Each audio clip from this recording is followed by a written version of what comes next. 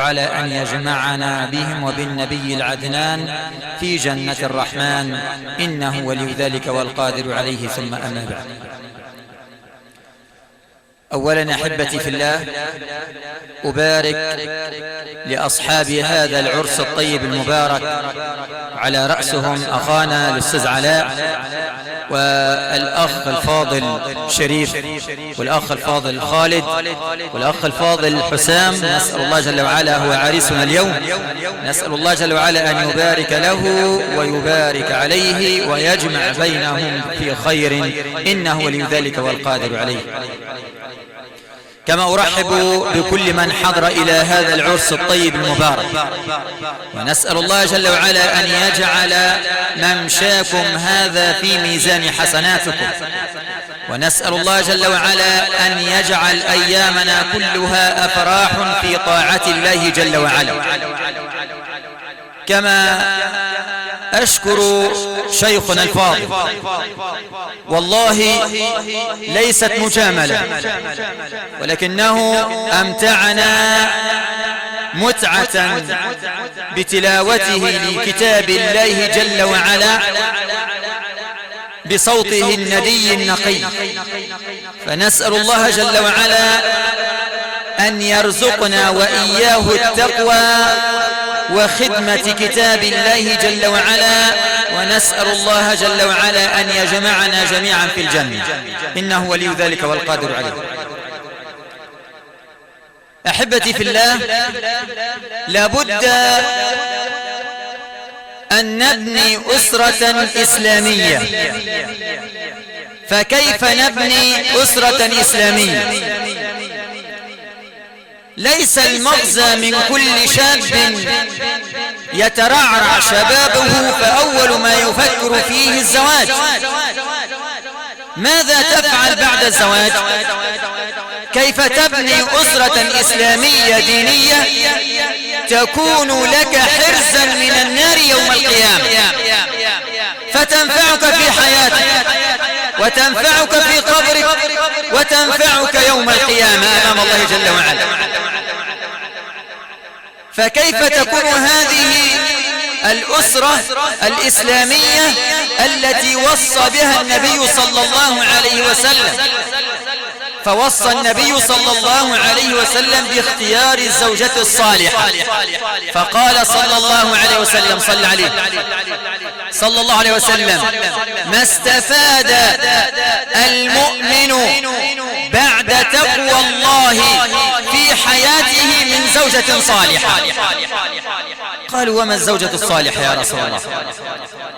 فقال: التي إذا نظر إليها زوجها أسرته، وإذا أمرها أطاعته، وإذا أقسم عليها أبرته، وإذا غاب عنها حفظته في نفسها ومالها. يبقى أنت لازم تدور على الخمسة دول، لازم تبحث عليهم لحد ما تلاقيهم، مش أي واحدة تتزوجها وخلاص، ولا أي واحدة عجبتك كده بجمالها تروح تتزوجها. ده أحد الصحابة على ما أذكر تزوج امرأة جميلة، فجعل الناس يتكلمون بأنه تزوج امرأة جميلة، فرجع إلى البيت فطلقها. أنا مش عايز الجمال ده، أنا عايز التقوى، عايز الإيمان، عايز اللي هتنفعني في حياتي.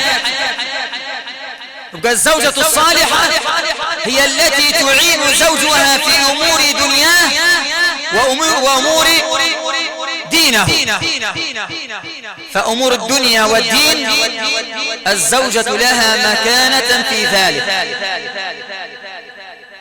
والزوجة الصالحة لا تكون صالحة في بيت زوجها إلا إذا كان الزوج صالح. يعني لازم المنظومة تبدأ من عندك انت، ولا لا؟ لازم، لأنك أنت القيم. لو أنت، مع احترامي للجميع، لسانك بذاء يعني كلامك كتير وشتمتك كتيرة وبتهز وتعمل في البيت، عمرك ما هشوف استقرار في البيت أبدا، مستحيل والله. ولكن إذا تعاملت مع أولادك وزوجتك بالقرآن والله غصبا عن عينها وعين اللي خلفوها، لو هي ايه لازم تلتزم ولازم تنساق وراء اسلوبك وكلامك وحياتك. لكن انت تبقى قاعد في البيت كده عمال على بطال شتايم وتزيق وسب والكلام ده كله. طب ما هتلاقي اولادك يسب ويشتم، مش كده ولا ايه؟ دخلت منطقة كده شغال فيها، فالواد قاعد يسب الدين، بقول له يا ابني حرام عليك ما تسبش الدين. انا هقول لابوك. قال لي يا عم الشيخ لما ابويا بيسب الدين. لا حول ولا قوة الا بالله. اذن الولد مقلد بيقلد ابوه، ابوه ملتزم هيلتزم، ابوه بيصلي هيصلي، ابوه بيسب الدين هيسب الدين، ابوه بيشرب خمر هيشرب خمر.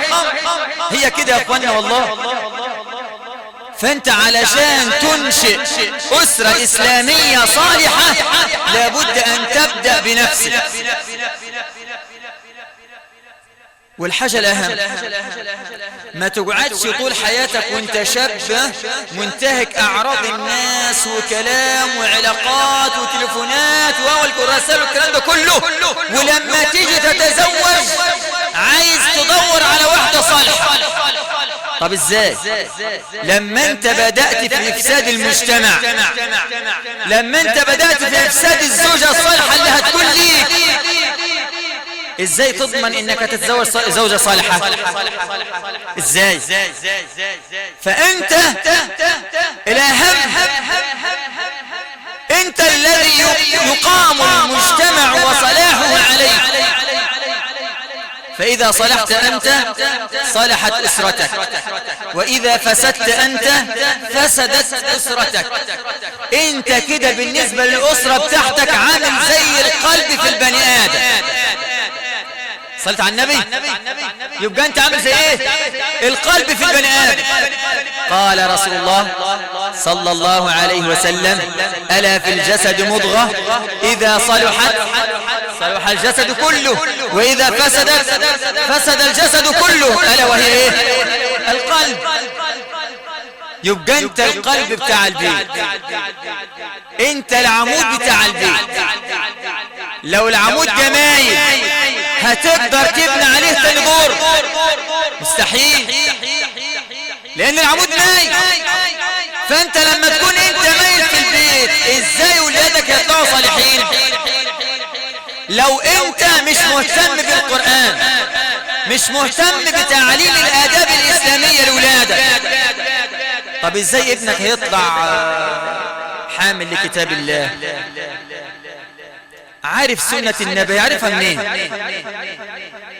فأنت القيم في البيت، انت العمود بتاع البيت. وجه يا عم الشيخ ده انا طول النهار بره وتعب وشجر. لا، انت مش هتخسر حاجة لما تاخد دقيقة في كل وقت، في الظهر، في العصر، في المغرب، في العشاء، رن كده على البيت الولاد صلوا، ما صلوش، طب خليهم يصلوا. هتلاقي الولد يتعلم من نفسه كده. جه الوقت ان هو خلاص يعني سيستم نفسه على انه هيصلي في الوقت ده.